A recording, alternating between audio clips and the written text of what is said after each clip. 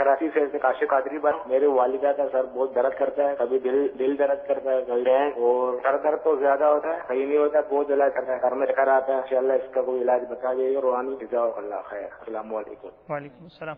काशिफ भाई बाबुल मदीना कराची से वालिदा को सर और दिल में दर्द रहता है। अल्लाह तबारक व तआला हमारे काशिफ भाई की वालिदा को शिफाए कामिला आजिला सेहत नाफिया अता फरमाए।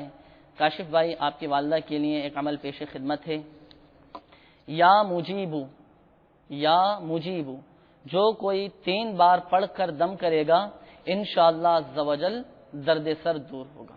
चाहे तो आप भी यह अमल पढ़कर, ये विर्द पढ़कर अपनी वालिदा के सर पर दम कर सकते हैं। इसके अलावा अगर दिल में तकलीफ उठे तो दिल के मुकाम पर हाथ रखकर ये दुआ, या अल्लाहु क़व्विनी व क़ल्बी, कम अज़ कम 7 बार, और ज़्यादा बार की कोई क़ैद नहीं है।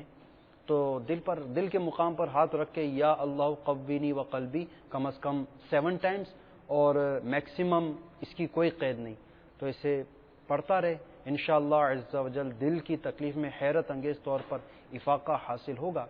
गैर मरीज़ भी चाहे तो ये अमल कर सकता है।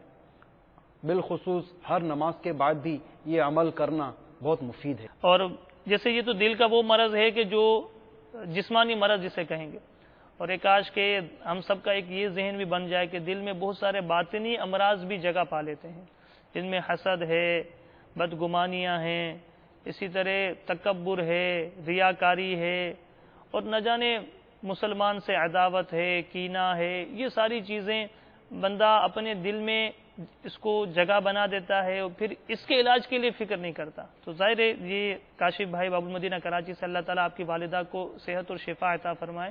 तो साथ साथ हम सब को, ये तो हम सब के लिए है कि दिल के जहाँ मरज़ से दूर रहने के लिए हम सब की तमन्ना है कि हम में से किसी को दिल का मरज़ ना हो, दिल का आरिज़ा ना हो।